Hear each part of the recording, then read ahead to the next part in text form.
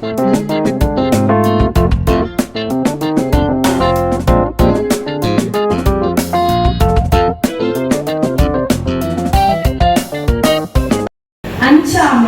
ஈகை அறிவுக்கமே நான்கும் எஞ்சாமை வேந்தற்கு இயல்பு. திருவள்ளுவர் உணர்த்தும் அஞ்சாமை ஈகை அறிவு ஊக்கம் ஆகிய நற்பண்புகளோடு வேகத்தோடு விவேகத்தோடும் செயல்படுகின்ற நமது கல்லூரியின் முதல்வர் முனைவர் MS முகமது ஜாபி ஐயா அவர்களை உரையாற்ற வருமாறு அன்போடு அழைக்கிறோம்.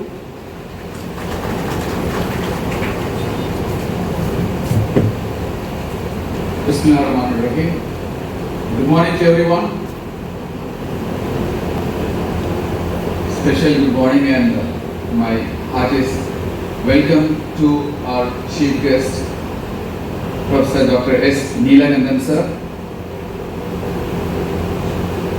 and Director sir, thank you so much for your generous words about me, and I feel privileged to be here to be part of this Mohammed Sadaq family, and it has been a great opportunity.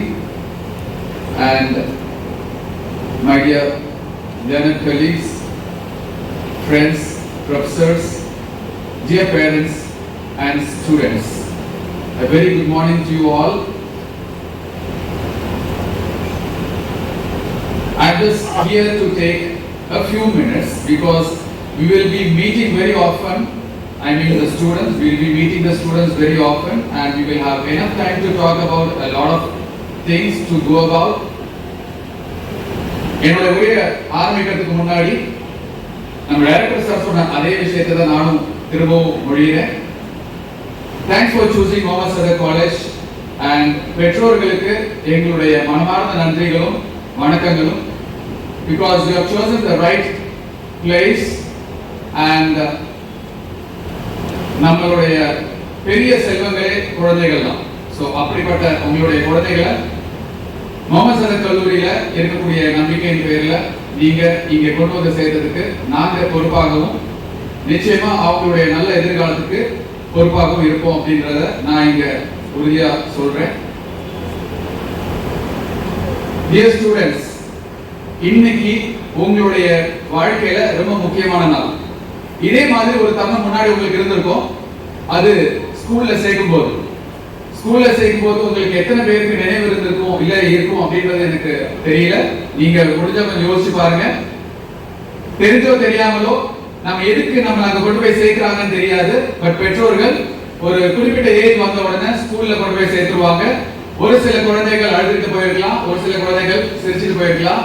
But அந்த பருவத்தில இருந்து இப்போ வரைக்கும் ஒவ்வொரு கிளாஸும் நீங்க கடந்து வந்துட்டு இருக்கும்போது என்ன பண்ணிட்டு இருக்கோம், என்ன படிச்சுட்டு இருக்கிறோம், எதுக்கு இதெல்லாம் சொல்லி கொடுத்துட்டு இருக்காங்க அப்படின்றது ஒரு கவனம் இல்ல ஒரு புரிதல் வர்றதுக்கு கொஞ்சம் காலம் எடுத்திருக்கும்.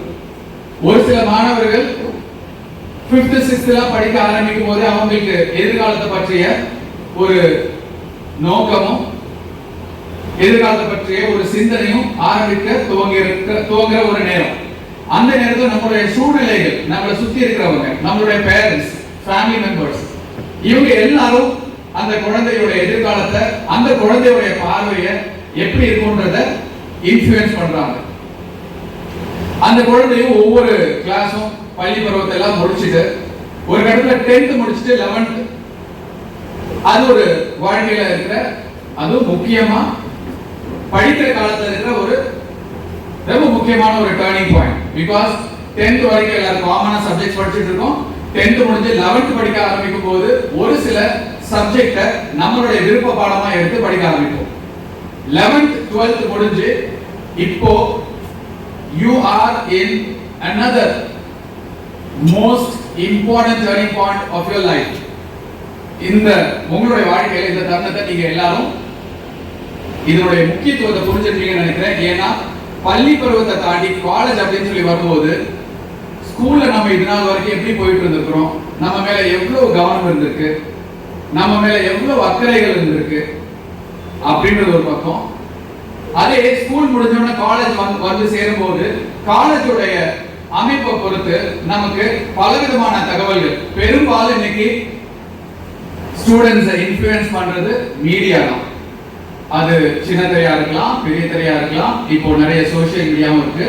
ஸோ கவர்னர்கள் நிறைய நிறைய நிறைய இன்ஃப்ளூயன்சர்ஸ் நம்ம பிள்ளைகளை அவங்களுடைய சிந்தனையை இவங்களும் சேர்ந்து மோல்டு தான் பண்றாங்கன்னு தான் சொல்லணும். ரைட்? சரி, பள்ளி பருவத்தை முடிச்சுட்டு காலேஜ் வரும்போது இந்த ஒரு காலகட்டத்தில் ஒரு சிலருக்கு ஒரு பெரிய வாய்ப்பு இருக்கும், நம்ம நினைச்சது கிடைக்கும். ஒரு சிலருக்கு நம்ம நினைச்ச அளவுக்கு கிடைக்கலனாலும் நமக்கு அடுத்த ஒரு விருப்ப பாடம் அப்படின்றது கிடைக்கும். பட் எதுவா இருந்தாலும் இந்த நேரத்தில் நீங்க ஃபர்ஸ்ட் இயர்ல கால் எடுத்து வச்சிருக்கிறீங்க. கல்லூரி வாழ்க்கை இப்படிதான் இருக்க போகுது அப்படின்ற ஒரு ஒரு உணர்வு உங்களுக்கு எல்லாருக்குமே இருக்கும். பட் அது எல்லாமே உண்மையாக கூட இருக்கலாம். நாம இதுவரைக்கும் காலேஜ்னா இப்படிதான் இருக்கும் அப்படின்றத பார்த்துட்டு இருந்தோம்னா ரியாலிட்டியில காலேஜ் எப்படி இருக்கு அப்படின்றத நீங்க பாப்பீங்க. ஸ்கூல்ல இருக்கிற அளவுக்கு ஒரு ஒரு அடர்ந்த கவனம் இருக்குமா அப்படின்னு சொன்னா இருக்காது. இங்க கல்லூரி பருவத்துல உங்களுக்கு நிறைய நிறைய சுதந்திரம் இருக்கும். ஒரு மனிதனுக்கு எப்போ சுதந்திரம் கிடைக்குதோ அவனுக்கு கூடவே அதை விட பல மடங்கு அதிகமா பொறுப்பும் வரணும். சோ மாணவர்களுக்கு இப்ப நான் சொல்லக்கூடிய விஷயம் ஒரு முக்கியமான விஷயம். நீங்க உங்களுடைய பள்ளி பருவத்தை தாண்டி காலேஜுக்கு வரும்போது நீங்க பலவிதமான லிபர்ட்டி எடுத்துக்கிறீங்க, சுதந்திரம் உங்களுக்கு இருக்கு. பட் அந்த சுதந்திரத்தை ரொம்ப சிறப்பா சரியான முறையில பொறுப்போட பயன்படுத்தணும் அப்படின்றதுதான் என்னுடைய வேண்டுகோள். இன்னும் ஒரு சில கருத்துக்களை சொல்லி I'll go back to my seat because இன்னைக்கு உங்களை எல்லாரையும் சிந்தனையை தூண்டுறதுக்கு நம்மளுடைய எண்ண ஓட்டங்களை நெறிப்படுத்துறதுக்கு we have a wonderful person in front of you. அவர் காத்துட்டு இருக்கிறாரு. அதிக நேரம் நான் எடுக்கல. But let me say a few words. நீங்க இந்த அடுத்த 3 வருஷ காலம் இந்த கல்லூரியில படிப்பீங்க. இந்த 3 வருஷ காலம் நீங்க எப்படி படிச்சாலும் கண்டிப்பா இன்ஷால்லா அந்த டிகிரியோட தான் வெளியில போவீங்க. ஒரு சிலருக்கு எந்த அரியரும் இல்லாம போவீங்க, ஒரு சிலர் அரியர் இருந்தாலும் பட் எப்படி உங்களுக்கு டிகிரி கிடைச்சிடும். பட் எல்லாரும் ஒரு விஷயத்தை கவனமா ஞாபகம் வச்சுக்கோங்க. இந்த 3 வருஷம் டிகிரி அப்படிங்கிறது இங்க படிக்கிற 600 700 800 மாணவர்கள் மாதிரி பல நூறு கல்லூரிகள்ல பல்லாயிரக்கணக்கான மாணவர்கள் உங்களோடவே அடுத்த 3 வருஷத்துக்கு அப்புறம் வெளியே வருவாங்க. சோ அவங்களோடவே சேர்ந்து நீங்களும் வெளியில வரும்போது உங்களுடைய அடுத்த கட்ட நடவடிக்கை என்னவா இருக்கும்? ஹையர் எஜுகேஷன் போகணுமா, நீங்களா ஒரு தொழில் முனைவரா ஆகணுமா, இல்ல பெரிய ஐஏஎஸ் ஐஎஃப்எஸ் ஆபீசரா ஒரு சிவில் சர்வீஸ் எக்ஸாம்ஸ் கிளியர் பண்ணணுமா, பேங்கிங் எக்ஸாம்ஸ் அதெல்லாம் கிளியர் பண்ணணுமா, இல்ல உங்கள் துறை சார்ந்த இல்ல துறை சாராத உங்களுக்கு பிடிச்ச வேலைகளுக்கு போகணுமா? இத மாதிரி நிறைய நிறைய கனவுகள் இருக்கும். நான் உங்களை எல்லாரையும் கேட்டுக்கிறது, இப்போவே இந்த தருணத்திலேயே உங்களுடைய அடுத்த 3 வருஷத்துக்கு பிறகு நீங்க உங்களை என்னவா இருக்கணும், என்னவா உங்களை நீங்க நினைக்கிறீங்க, என்னவா எதை அடையணும் அப்படின்றத கோல் செட் பண்ணுங்க. இந்த 3 வருஷ காலம் ரெகுலரா நடக்கிற கிளாஸ்க்கு நடுவுல உங்களுடைய கோல்ஸை நீங்க செட் பண்ணின அந்த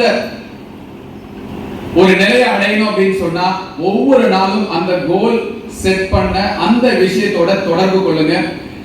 நான் 3 வருஷம் கழிச்சு நான் இந்த ஒரு வேலைக்கு போகணும், இல்ல இந்த எக்ஸாம் கிளியர் பண்ணணும், இல்ல இந்த மாதிரி ஒரு பிசினஸ் ஆரம்பிக்கணும் அப்படின்னா நான் இன்னைக்கு ஒவ்வொரு நேரமும் ஒவ்வொரு நாளும் செஞ்சிட்டு இருக்கிற இந்த விஷயம் அதோட தொடர்பு படுதா அப்படின்றத நீங்க ஒவ்வொரு நாளும் கண்டிப்பா நினைவு கூற வேண்டும். பெற்றோர்கள் உங்களுக்கு எல்லாருமே தெரியும், பெரும்பாலானவர்களை அட்மிஷன் நேரத்தில் நான் சந்திச்சிருக்கிறேன். நம்ம உரையாடி இருக்கணும் சின்னதா. சோ மாணவன் இந்த நிலையில இன்னைக்கு அடுத்த 3 வருஷத்துக்கு பிறகு என்ன ஆகும் அப்படின்னு நினைக்கிறத அவனை தினம் யோசிக்க வைங்க, அதனோட தொடர்பு படுத்துங்க. அவனை நெறிப்படுத்துறதுல சுத்தி இருக்கிற எல்லாருக்குமே அந்த பொறுப்பு இருக்கு. பேராசிரியர்களுக்கும் அந்த பொறுப்பு நிறையவே இருக்கு. மாணவர்கள் கல்லூரியில இருக்கிற நேரங்களை தவிர மற்ற நேரங்கள் எப்படி அவங்க பயன்படுத்துறாங்க, எப்படி செலவு பண்றாங்க அப்படின்றதுலயும் அவங்கள நெறிமுறைப்படுத்த வேண்டிய அவசியமா இருக்கு.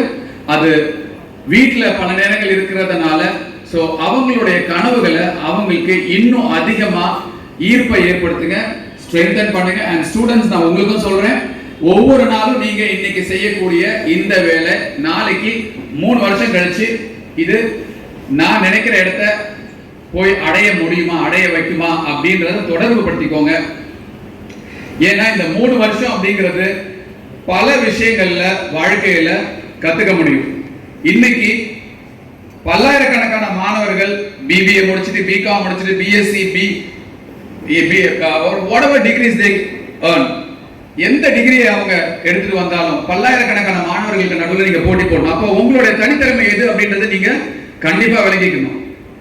எல்லா கல்லூரிகளும் எல்லா மாணவர்களும் சிறந்தவர்களே. ஆனா நாம நம்மளுடைய நிலையில யூனிக்கா இருக்கணும். அது எப்படி இருக்க முடியும்ன்றத பத்தி யோசிங்க.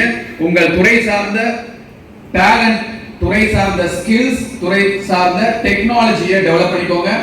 உங்களுக்கு எல்லாருக்குமே தெரியும், துறை சார்ந்த விஷயங்கள் எவ்வளவு கிளாஸ் ரூம்ல கத்துக்கிட்டாலும் அதுக்கு வெளியில நிறைய திறன்கள் இருக்கு. உதாரணமா சொல்ல போனா ஒருத்தரை எப்படி அணுகிறது, எப்படி பேசுறது, நாம நினைக்கிற ஒரு விஷயத்தை இன்னொருத்தருக்கு எப்படி ரொம்ப எளிதா புரிய வைக்கிறது. in terms we say presentation skills. நம்ம எப்படி நம்மள எதிரில் இருக்கிறவங்களுக்கு தொடர்பு படுத்துறோம், நம்மளுடைய எண்ணங்களை எப்படி வெளிப்படுத்துறோம் அப்படின்றது இன்னைக்கு ரொம்ப ஒரு தேவைப்படுற முக்கியமான ஸ்கில். அது பிளேஸ்மெண்டா இருக்கட்டும், ஜாப் இன்டர்வியூவா இருக்கட்டும், எல்லாத்தையும் அந்த ஸ்கில்ல தான் எல்லாருமே எதிர்பார்க்குறது. அது நீங்க பிசினஸ் ஸ்டார்ட் பண்ணணும்னு நினைச்சாலும், ஆண்டர்பிரினர் ஆகணும்னு நினைச்சாலும், இல்ல தொழில் சாராத வேலைகள்ல சேரணும்னாலும் இந்த பிரசன்டேஷன் ஸ்கில்ஸ் அப்படின்றது ரொம்ப முக்கியமான ஒண்ணு. அடுத்தது இன்னைக்கு எல்லாருக்குமே தெரியும், ஏஐ அப்படின்ற அந்த வேர்டு தெரியாதவங்க இன்னைக்கு இருக்கவே முடியாது. ஒவ்வொருத்தருடைய துறைகளிலையும் ஏஐ எப்படி பயன்படுத்த முடியும் அப்படின்றதையும் நீங்க நிறையவே டே டு டே லைஃப்ல பிராக்டிஸ் பண்றதுக்கு பழகணும். இது எல்லாத்துக்கும் போதுமான ஆப்பர்ச்சுனிட்டிஸ், போதுமான வாய்ப்புகள், போதுமான கிளாसेस, இங்க ரெகுலர் கிளாसेस தவிர வாய்ப்புகள் வழங்கப்படும். அது எல்லாத்தையும் மாணவர்கள் முழுசா உபயோகப்படுத்திக்கணும்னு நான் கேட்டுக்கிறேன். இந்த அப்ஸ்கில்லிங் எல்லாமே நம்மளுடைய கரிக்குலமை தாண்டி நம்மளுடைய திறன்களை வளர்த்துக்கிறது எல்லாமே பேசிக்காவே ஒரு வேல்யூ அடிஷன் தான். ரைட்? வேல்யூ அடிஷன் தமிழ் என்னன்னு சொல்லுவோம்? வேல்யூ அடிஷனுக்கு தமிழ்ல என்ன? மதிப்பீடு. யாராவது ஒருத்தர் சொல்லுங்க. மதிப்பு கூட்டல் அப்படின்னு சொல்லுவோம். ரைட்? மதிப்பு கூட்டல். அது என்னது மதிப்பு கூட்டல்? நேற்றுக்கு ஒரு program, certificate distribution program attend பண்ணும்போது இதே சம்பவத்தை தான் நான் சொன்னேன். ஃபார் எக்ஸாம்பிள், நமக்கு தெரியும் ஒரு சாதாரண வாழைக்காயோடைய விலை என்ன அப்படின்ட்டு. மிஞ்சி போனா ஒரு 5 ரூபாயில இருந்து 10 ரூபாய், அவ்வளவுதான். ஆனா அந்த வாழைக்காயில இருந்து ஒரு சிப்ஸ் போட்டோம் அப்படின்னு சொன்னா எவ்வளவு பணம் அதை எடுக்க முடியும்? இல்ல வாழைக்காய இல்ல வாழைப்பழமாவோ சாப்பிட்டோம் அப்படின்னு சொன்னா அது வெறும் ஒரு 5 ரூபாயில இருந்து ஒரு 10 ரூபாய்க்கு தான் அதனுடைய மதிப்பு இருக்கு. பட் அந்த ஒரு பழத்துல இருந்து ரொம்ப மெலிதா சீவி அதை எண்ணெயில பொரிச்சு அதை மதிப்பு கூட்டி அதை ஒரு சிப்ஸ்ன்ற வகையில விற்கும் போது ஒரு வாழைப்பழத்துல இருந்து எத்தனை பாக்கெட் சிப்ஸ் வரும், அதனுடைய விலை எவ்வளவு விற்போம் யோசிச்சு பாருங்க. இதே மாதிரி தான் மாணவர்களே நம்மளுடைய திறன்களும். எல்லாருக்குமே டிகிரி இருக்கு, பட் நாம என்னென்ன திறன்களை அதோட சேர்ந்து நம்மளுடைய யூனிக்னஸ் அதிகப்படுத்துறோம், எப்படி திறமைகளை வெளிப்படுத்துறோம் அப்படிங்கிறதுல கவனமா இருங்க. அதுக்கு போதுமான வாய்ப்புகள் இருக்கும். பட் அது தவிர ரொம்ப முக்கியமான இன்னும் ஒரு விஷயம் என்ன அப்படின்னு சொன்னா அட்டெண்டன்ஸ். கல்லூரியில சேர்ந்தா போச்சு, சேர்த்து விட்டோம்னா போச்சு அப்படின்னு இல்லாம அட்டெண்டன்ஸ் ரொம்ப குறிப்பா கவனமா இருங்க. 75% மினிமம் அட்டெண்டன்ஸ் இருக்கணும். 75%க்கு கீழே குறைஞ்சது அப்படின்னு சொன்னா ஃபைன் கட்ட வேண்டியிருக்கும். 60%க்கு கீழே போச்சு அப்படின்னு சொன்னா நிச்சயமா எக்ஸாம் எழுத முடியாது. இத இந்த நேரத்துல மாணவர்களுக்கும் சரி பெற்றோர்களுக்கும் சரி இந்த நேரத்துல நான் சொல்லிக்க கடமைப்பட்டிருக்கேன். சோ அட்டெண்டன்ஸ்ல ரொம்ப கவனமா இருங்க. அட்டெண்டன்ஸ் யாரும் மாற்ற முடியாது, எல்லாமே டிஜிட்டலா மார்க் செய்யப்படுது.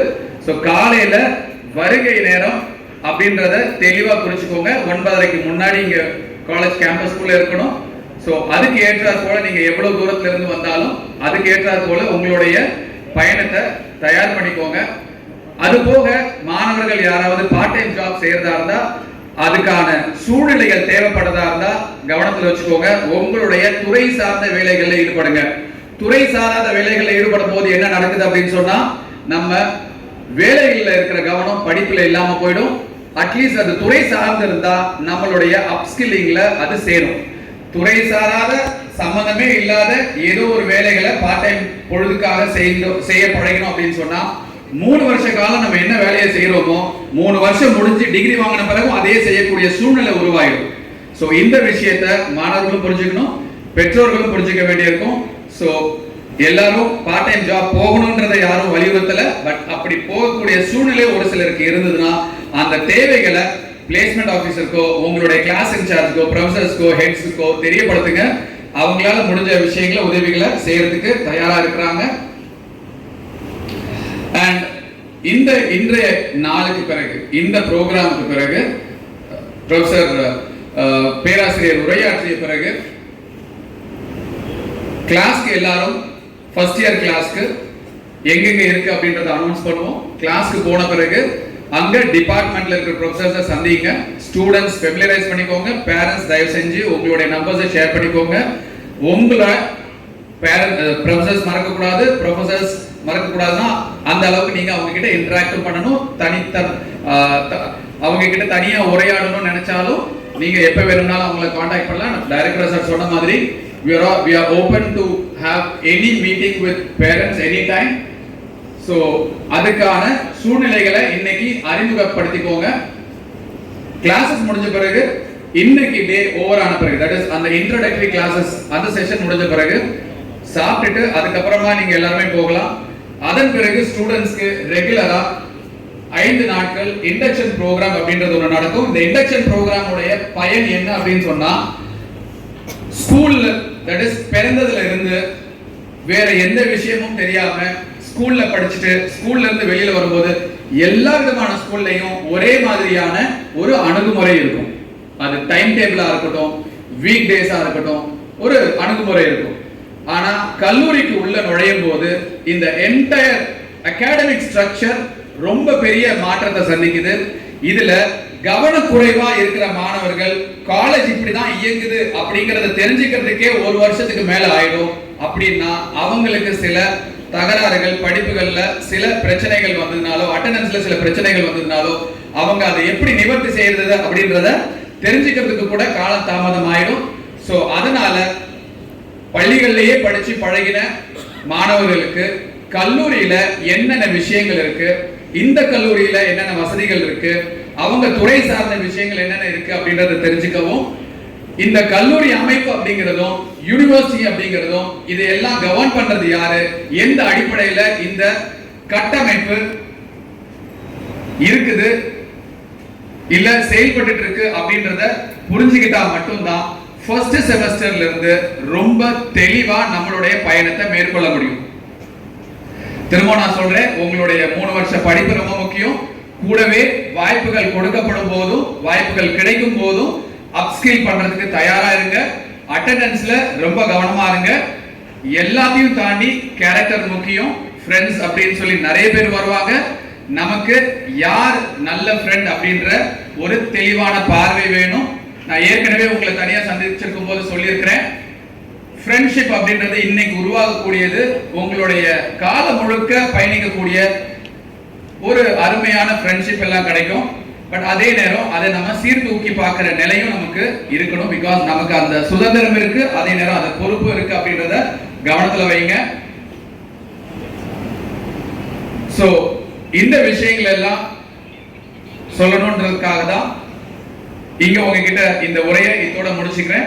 அண்ட் பேரண்ட்ஸ் கிட்டையும் இல்ல ஸ்டூடெண்ட்ஸ் கிட்டையும் நாம மற்ற வேலை சில சந்தர்ப்பங்கள்ல பேசுவோம். குறிப்பா ஸ்டூடெண்ட்ஸை மேற்கொண்டு வழி நடத்துறதுக்கு எங்களோட பேராசிரியர்கள் காத்துக்கிட்டு இருக்காங்க.